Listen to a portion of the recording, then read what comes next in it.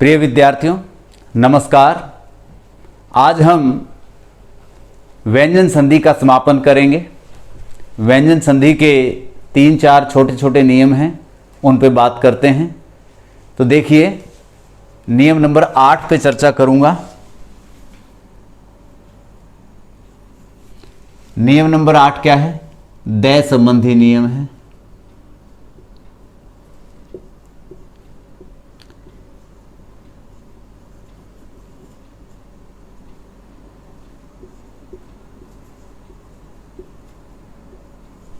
दय संबंधी नियम। अब दय संबंधी नियम क्या कहता है? देखिए, यदि दय से परे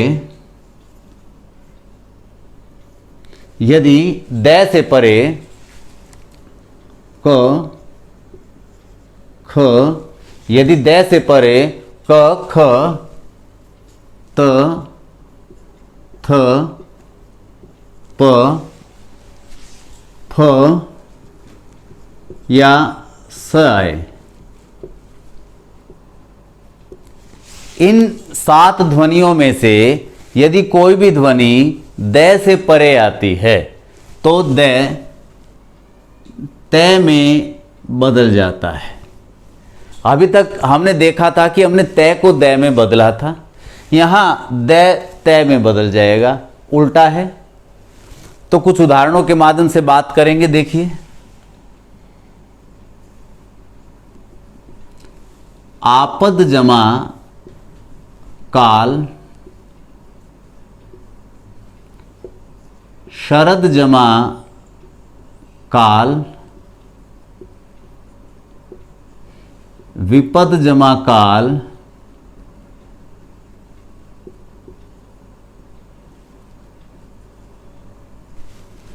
उद जमा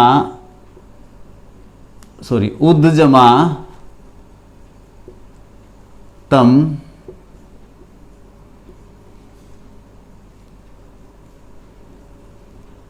उद जमा तर, उद जमा सव, तद जमा पर,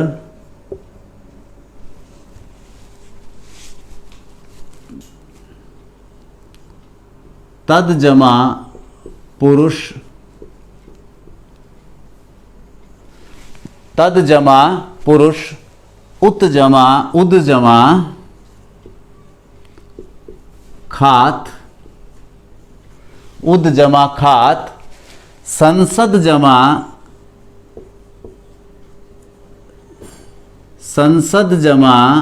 सत्र, और इसी से संसद से एक और लेते हैं, संसद जमा सदस्य, संसद जमा सदस्य, संसद जमा सदस्य, सद जमा कर्म, सद जमा कर्म, और उद जमा खनन, और एक बहुत महत्वपूर्ण एग्जाम्पल ले रहा हूं, उद जमा स्थान। चलिए इन पे बात करते हैं। ये कुछ एग्जाम्पल हमारे सामने हैं, इन पे बात करेंगे। तो नियम क्या कहता है? कुछ भी परिवर्तन नहीं है, दय को केवल तय में बदलना है। परिवर्तन केवल इस तरफ आएगा, केवल यहाँ ये जो दय नज़र आ रहा है, ये जो दय नज़र आ रहा है, इसे केवल तय में ही आपको बदलना है और कुछ करना ही नहीं है। तो देखिए, जैसे ही वो दय को हम तय में कन्वर्ट कर देंगे, क्योंकि हमारे यहाँ नियम क्या कहता है कि यदि ये तय स्वर रहित है तो इसे इस प्रकार से लिखने की परंपरा है, इसकी पाई को हटा लिया जाता है तो ये स्वर रहित हो जाता है। यदि जो पाई वाले व्यंजन हैं उनकी पाई हटाई जाती है जब उन्हें स्वरहित किया जाता है। लेकिन जो पाई वाले व्यंजन नहीं हैं या आधी पाई वाले व्यंजन हैं, यदि उन्हें स्वर रहित लिखना हो तो उनके नीचे हल दे दिया जाता है, जैसे हमने दय के नीचे दिया है। और वैसे भी जब कोई व्यंजन चाहे पाई वाला ही हो। यदि वो किसी शब्द के अंत में आता है तो उसे हल के साथ ही लिखना पड़ता है। तो ये हो जाएगा आपत जमा काल, आपतकाल, शरत काल, इस प्रकार से सरल है। विपत काल और उत्तम, आप इसको तय को इस प्रकार से बनाना चाहें तो इसके साथ लगा दें, कोई दिक्कत नहीं है। ये भी लिख सकते हैं आप। उत्तर ऐसे लिखें या ऐसे लिखें, आपकी मर्जी, दोनों ही चलेंगे। उत्सव तय बनता चला जाएगा, कुछ खास है नहीं। तत्पर, इस प्रकार से ये तत्पुरुष, तत्पुरुष लिखते वक्त एक गलती प्राय बच्चे करते हैं, मैं उसे भी आपके सामने ले आऊं तो ठीक है। बच्चों क्या करते हैं कि आप ये जब इस तत्पुरुष लिखते हैं तो ये तो ठीक है, लेकिन यहाँ पर जो रै को ऊ की मात्रा लगाते हैं ये बड़ी लगा देते हैं। ये मात्रा वास्तव में गलत है, ऐसा नहीं लिखना है आपको। ये मात्रा इस प्रकार से लगानी है क्योंकि इसके अंदर जो है वही आपको इधर लेके आना है। तो वो तो है ही है, लेकिन जब आप सीधा लिखते हैं तो गलती कर देते हैं। इसमें छोटे ऊ की मात्रा है, बड़े ऊ की नहीं है। तो ये देखिए उत्खात और ये संसद सत्र, संसद सदस्य, परिवर्तन केवल दय में है। सत्कर्म, ये भी एग्जाम्पल बड़ा खास है। इसमें भी क्या करते हैं, जब सीधा लिखते हैं तो बच्चे सदकर्म लिख देते हैं। सदकर्म नहीं है, वो तय को दय को तय में कन्वर्ट करना है। सदकर्म नहीं लिखना, सत्कर्म लिखना है। तो सत्कर्म है शब्द उत्खनन, जो खुदाइयाँ होती हैं पुरातात्विक विभाग द्वारा, उसे उत्खनन भी कहा जाता है। और ये बड़ा महत्वपूर्ण एग्जाम्पल है। यहाँ ये तो तय में आएगा ही आएगा, चेंज होगा ही होगा। साथ ही साथ ये जो स है इसका लोप हो जाता है, इसका लोप हो जाएगा और ये शब्द बन जाएगा। जैसे मैंने उधर उत बना दिया तो ये थान रह जाएगा, उत्थान। ये एक खास एग्जाम्पल है इस दय संबंधी नियम में। यहाँ स का लोप हो जाता है। तो आपने देखा इस प्रकार से, ये कुछ उदाहरण हमने लिए, बहुत महत्वपूर्ण है। और आगे चलते हैं, इसका एक और नियम लेते हैं व्यंजन संधि का। नियम नंबर 9 पे चलते हैं। अब नियम नंबर 9 क्या कहता है, देखिए। नियम नंबर 9 क्या कहता है,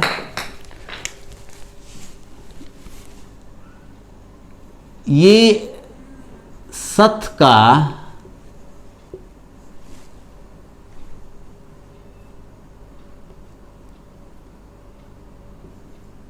सठ में परिवर्तन,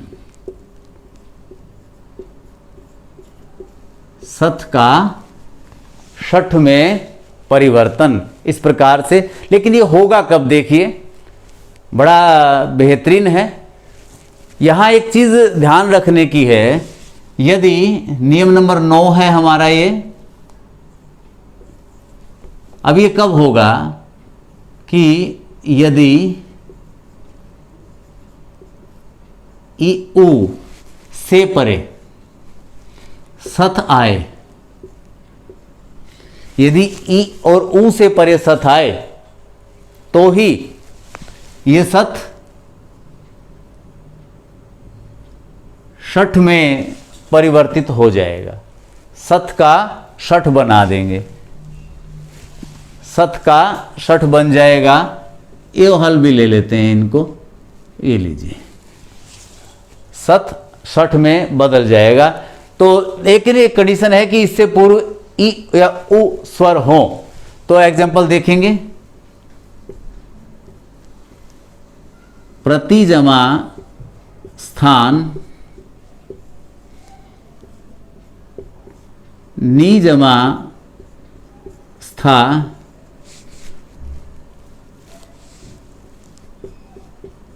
प्रति जमा स्था अनुजमा स्थान अनुजमा स्थान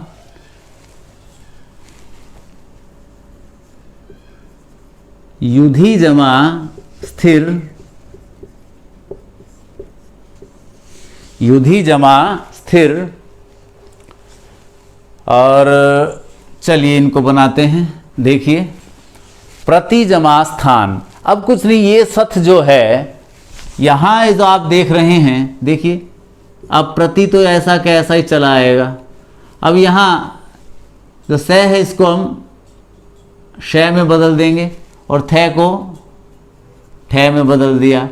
अब मात्रा आ की इसके साथ ऐसे कैसे बनी रहेगी, तो शब्द बन जाएगा प्रतिष्ठान। और ऐसे यहाँ नी तो ऐसा कैसा चला आएगा, स को फिर ठ में बदल देंगे और थ को स श में और थ ठ में, और आ की मात्रा वैसी ही निष्ठा। और ये देखिए प्रति तो ऐसे ही चला आएगा और स का फिर श हो जाएगा और थ का ठ प्रतिष्ठा। और ये अनु तो ऐसे की ऐसी रहेगा, वही स का श और थ का ठ, आ का आ, अनुष्ठान। और ये देखिए ये शब्द बच्चे प्राय वैसे भी लिखने में गलतियां कर देते हैं, इसे बड़ा ध्यान से देखेंगे, यहाँ गलतियां हो जाती हैं। तो ये बड़ा समझ लेने की बात है, बहुत ही इम्पोर्टेंट है बच्चों। ये युधि है, युधिष्ठिर है शब्द, युधिष्ठिर नहीं है, युधि। और ये मैंने बना दिया और ये थ का ठ हो गया है। अब ये मात्रा तो यहीं से जाएगी यहाँ तक, तो शब्द बन जाएगा युधिष्ठिर, युद्ध में स्थिर। तो जो युद्ध में स्थिर है वो युधिष्ठिर है। तो इस प्रकार से आपने देखा एक छोटा सा नियम था हमारा ये सथ का षठ में परिवर्तन। मैं अगले नियम पे चलता हूँ। यहाँ हमने देखा कि परिवर्तन आ रहा था व्यंजन के अंदर। अब हमने जो व्यंजन संधि शुरू की थी, मैंने उस पर 4 बातों पे चर्चा की थी कि इसमें 4 स्थितियां हो सकती हैं। अभी तक हमने 3 स्थितियों पे बात की। अब जो चौथी स्थिति है मैं उस पर बात करता हूं। चौथी स्थिति क्या थी कि व्यंजन का आगम, ध्वनि आगम की बात मैंने की थी। अब चूंकि मैं व्यंजन संधि पढ़ा रहा हूं तो इसके अंदर जो ध्वनि आगम होगी वो व्यंजन ध्वनि का ही आगम हम पढ़ेंगे। स्वर संधि में बात तो स्वर संधि आगम की बात करनी चाहिए, जब व्यंजन संधि में हम कर रहे हैं तो व्यंजन का आगम ही की बात मैं करूंगा। तो देखें उस पर चलते हैं, नियम नंबर 10 पे चलते हैं हम। नियम नंबर 10 है मेरा व्यंजन का आगम।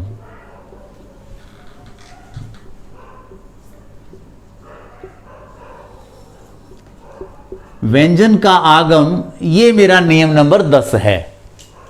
अब इसके अंदर मैं नियम नंबर 10 के कै पार्ट पर बात करता हूं। नियम नंबर 10 का कै पार्ट ये क्या है कि व्यंजन का आगम कब होगा, इसकी 3 स्थितियां हैं, 3 नियम हैं, क ख ग, मैं 3 जगह बात करूंगा। तो पहली बात क्या है कि यदि 6 वर्ण से पूर्व कोई स्वर आ जाए, यदि 6 वर्ण से पूर्व कोई स्वर आ जाए तो स्वर और 6 वर्ण के मध्य च वर्ण का आगम हो जाता है। यहां ये च वर्ण चला आता है, यहां कोई परिवर्तन नहीं है बल्कि आगम है। तो देखिए उदाहरणों के माध्यम से देखेंगे हम। अनुजमा छेद छत्र जमा छाया, वृक्ष जमा छाया,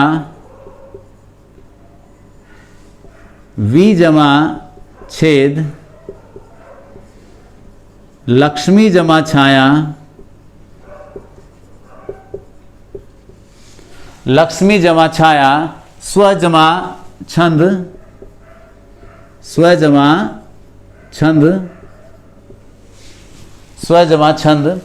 और एक और एग्जाम्पल ले लेते हैं, प्रति जमा छाया। तो आप देख रहे हैं अनु जमा छेद। पहले उदाहरण पे बात करता हूं। यहाँ अंतिम ध्वनि उ है, अनु में अंतिम ध्वनि उ है, यहाँ पूर्व ध्वनि छ है। प्रथम शब्द की अंतिम ध्वनि स्वर है और द्वितीय शब्द की पूर्व ध्वनि छ व्यंजन है। तो नियम क्या कहता है कि छ से पहले यदि कोई स्वर ध्वनि है तो च वर्ण का आगम हो जाता है, तो शब्द बन जाएगा अनुच्छेद।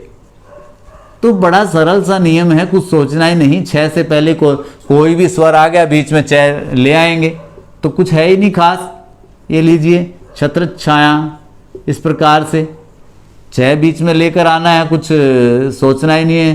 वृक्ष छाया, ये लीजिए, और विच्छेद,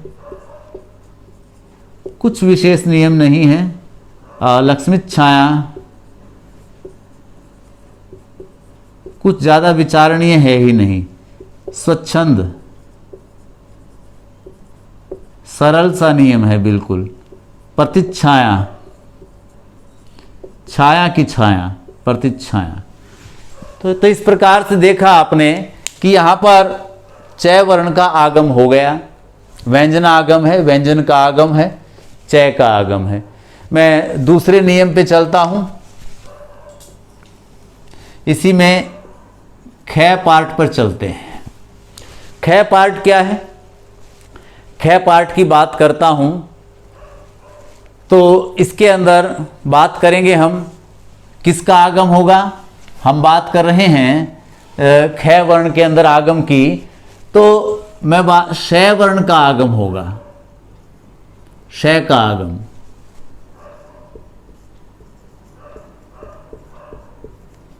ये कब होगा? श का आगम कब होगा?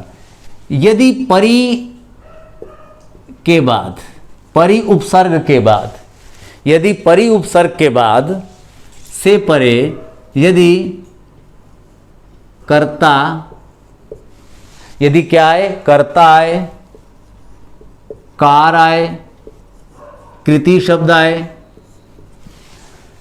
कारक आए, तो ये कृत एक और,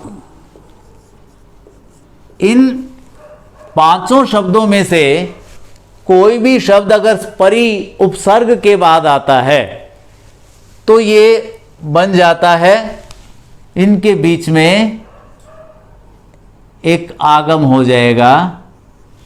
किसका? श का, मूर्धा का, मूर्धा श का आगम हो जाएगा।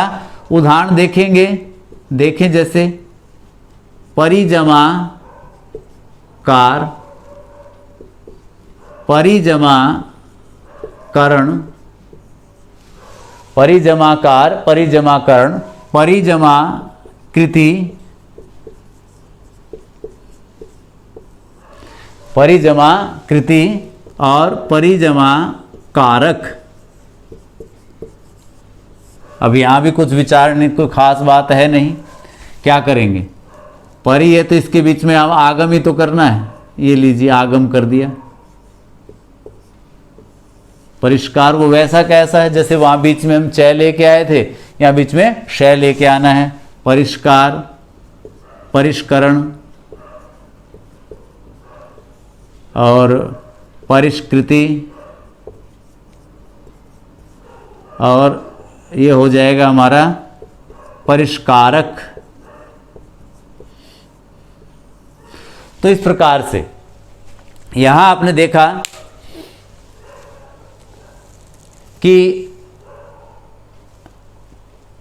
ये हमारा परी के बाद जब भी कर्ता, कार, कृति, कारक और कृत शब्द आए तो उनके बीच में श वर्ण का आगम हो गया। अब मैं अगले एक तीसरे नियम पे चलता हूं जहां व्यंजन का आगम है, तो वहां देखेंगे, इन्हें हटा देते हैं।